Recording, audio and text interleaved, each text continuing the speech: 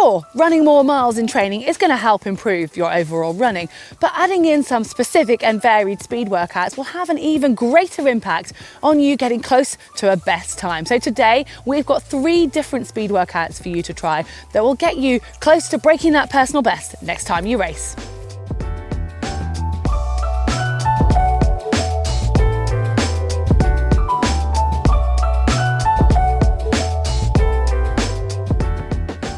Okay, let's get started with the good old intervals, one of the most common and popular training sessions for clubs and individual runners alike.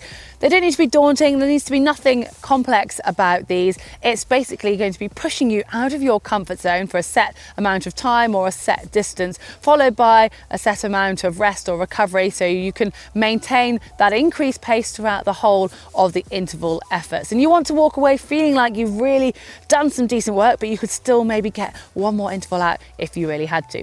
So we've got an example today of some intervals that you could actually work to progress as you move forward. So let's take a look. 6 to 8 lots of 400 meters running hard, followed by 100 meters super easy jog.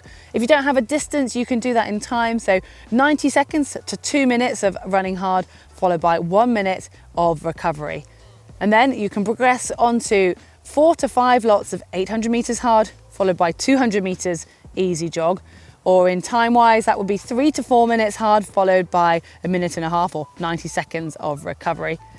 And then if you've got through that, you can move it up again to 4 lots of 1,000 meters running hard, 400 meters easy jog, or in time equivalent, 5 to 6 minutes hard, followed by 2 to 3 minutes of recovery.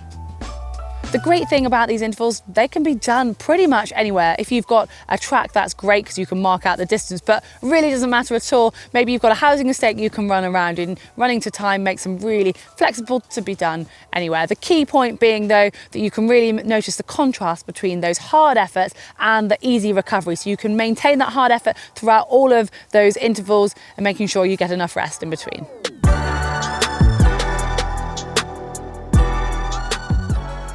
All right, this next speed workout is a bit of a twist on those previous intervals in the fact that, well, it's Fartlek, and that translates from Swedish as speed play. So it's far less formal in a sense. You're basically going out for a run and you're going to be changing your pace and working both your aerobic and your anaerobic systems. So you want to see a significant change of pace, but you don't want to have an exact set time. Maybe you can use the terrain to help you for these.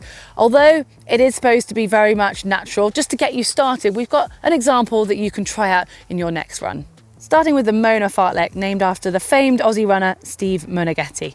So 2 lots of 90 seconds running hard, 90 seconds easy, 4 times 60 seconds hard, 60 seconds easy, 4 times 30 seconds hard, 30 seconds easy, and then 4 times 15 seconds hard, 15 seconds easy, which gives you a total of 20 minutes. And secondly, pyramids are also a great way to incorporate Fartlek and build up the length of the effort. So here's an example. 30 seconds of running hard followed by 30 seconds easy, 1 minute hard, 1 minute easy, 90 seconds hard, 90 seconds easy, 2 minutes hard, 2 minutes easy, 2.5 minutes hard, 2.5 minutes easy, and then the pyramid goes back down from the 2 minutes 30, and that gives you a total of 25 minutes.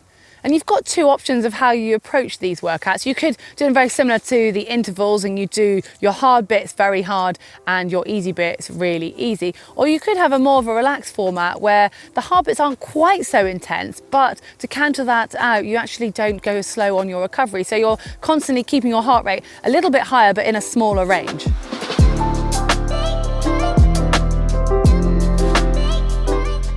And finally, we have hill repeats, which are brilliant for your strength, and they're kind of intervals in disguise in a sense. So you're going to be working on the power phase, really firing your glutes, your hamstrings and your quads. And the brilliant thing about hill repeats, you're working hard, but it's not going to have that same impact as though you were running on the flat. So we've got 2 options of sessions here. For short hills, find a relatively steep and short slope, say something like 5 to 10%, and aim for around 8 to 10 intervals at 20 to 30 seconds, giving yourself a long, easy jog between reps to recover properly. And now for longer hills, aim to use a hill of less than 5% gradient and complete 4 to 6 lots of 90 seconds to 2 minutes with an easy jog back to the bottom as your recovery. So those shorter, steeper hills will work on the explosive element and the power part of your running, whereas the longer, less steep hills are going to work more on your strength endurance.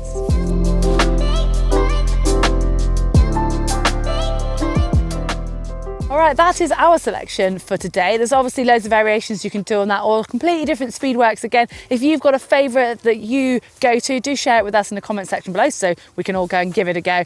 And if you are going to start incorporating speed and you haven't done so before, I'd recommend starting off at just doing 1 per week. And if you want to, build it up to twice a week, but make sure you keep them nice and spread out.